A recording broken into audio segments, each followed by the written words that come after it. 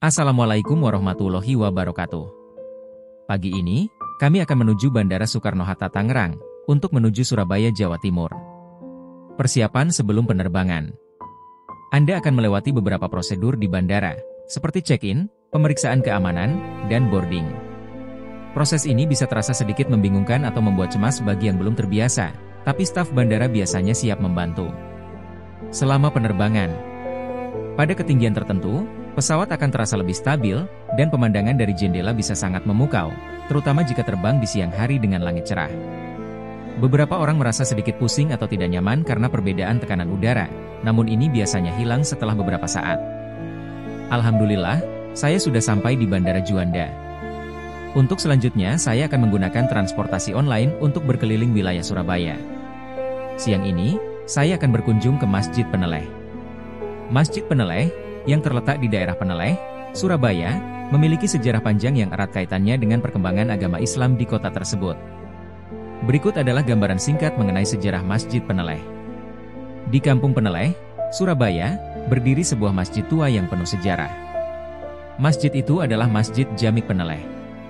Ada yang menyebut Masjid Jamik Peneleh dibangun pada tahun 1421, tapi ada pula yang menyebut dibangun tahun 1430. Yang pasti, masjid ini dibangun pada abad ke-15. Yang berarti masjid ini sudah berusia sekitar 600 tahun.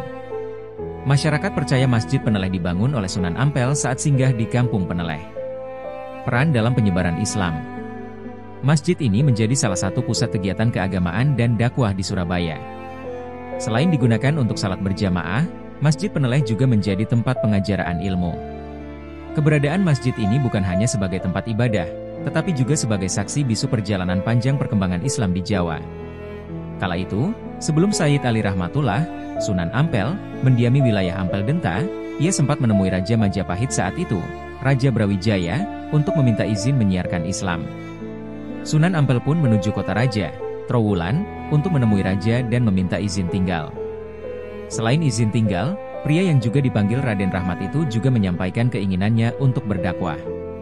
Permintaan Raden Rahmat dituruti oleh Raja Brawijaya yang mengizinkan Raden Rahmat berdakwah di wilayah yang sekarang bernama Ampel.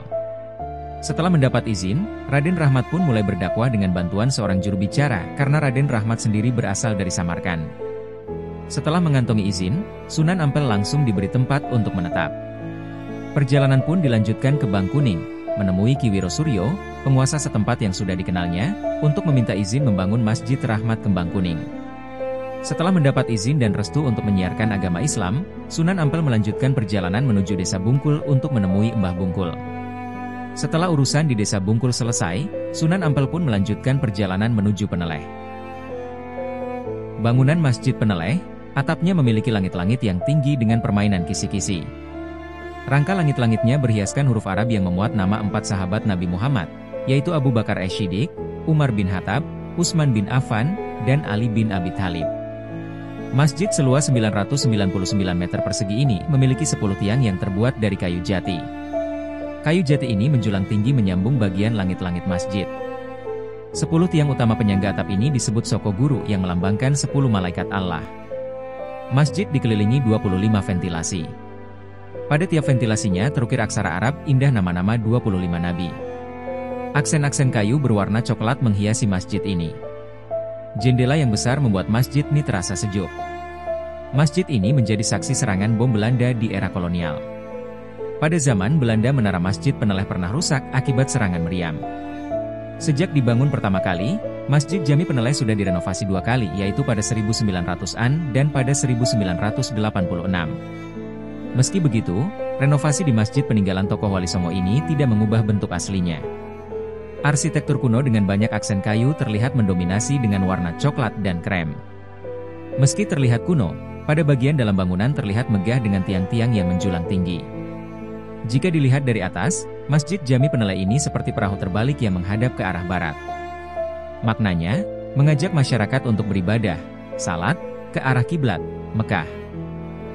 Kini, keberadaan masjid di tengah perkampungan pada penduduk ini menjadi penyangga keimanan umat Islam di tengah gempuran hedonisme masyarakat. Setiap hari, masjid selalu ramai dengan aktivitas belajar mengajar keagamaan. Meski tidak ada literatur pasti mengenai sejarah berdirinya, Masjid dengan arsitektur kuno ini disebut sebagai salah satu masjid tertua di Kota Pahlawan. Demikian yang dapat kami sampaikan. Apabila terdapat kesalahan atau kekeliruan, mohon dibukakan pintu maaf sebesar-besarnya. Terima kasih. Jangan lupa like, share, subscribe channel ini. Wassalamualaikum warahmatullahi wabarakatuh.